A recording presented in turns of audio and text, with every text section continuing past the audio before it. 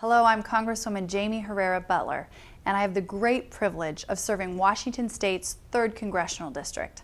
I'd just like to begin by saying, on behalf of the people I represent, that we're thinking of the people of Japan and praying for them as they continue to deal with the devastation following last week's earthquake and tsunami.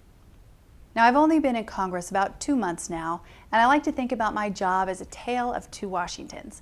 In the hardworking communities of Southwest Washington State, families are scraping to save more than they spend as they cope with double-digit unemployment, rising costs of gas and health care, and other challenges. Small business owners are working hard to stay afloat while struggling with fear and uncertainty over what new regulation or tax hike the government's going to hand down to them next.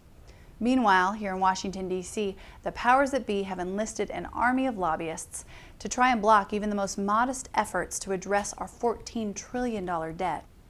They're also throwing a wrench into the gears of job creation with regulation after regulation that, just by entering the pipeline, breed more fear and uncertainty. As a result, our economy isn't producing enough jobs. It's struggling. I was sent here to get this Washington, with all of its overspending and overregulation, out of the way, so the country we know and love can thrive and prosper. Right now, the new House majority is hard at work on eliminating regulatory barriers to job creation. Earlier this month, the House voted to repeal the 1099 mandate in Obamacare that will hamstring small businesses. Soon we will vote to stop the EPA's backdoor national energy tax that would drive up gas prices.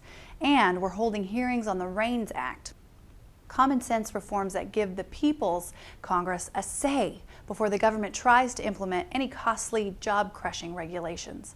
We're also working to cut wasteful spending so we can send a strong signal that Washington is going to stop using our small businesses as piggy banks and focus on helping them get back to creating jobs.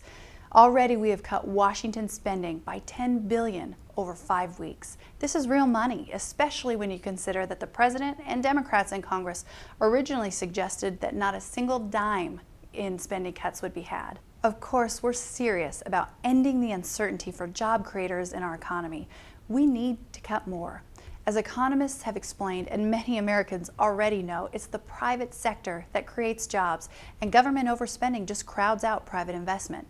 That's why last month, the House passed a measure reflecting the will of the people that includes significant cuts and reforms in the way Washington, D.C. spends taxpayers' time and money.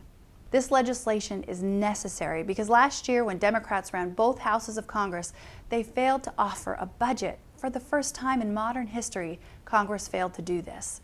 The Senate needs to step up and follow us in passing a bill so we can prevent a government shutdown and support job growth by reducing spending. But to date, the Democrats in the Senate haven't passed anything, and instead of offering a credible long-term plan, the President has stayed on the sidelines. If we want to get our economy back to creating jobs, we can't duck our responsibility to rein in spending.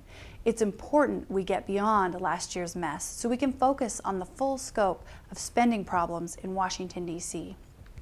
Republicans are determined to begin a dialogue about entitlement reform, even though the President's budget is silent. Failing to address the explosive growth of autopilot spending means failing to address our debt crisis.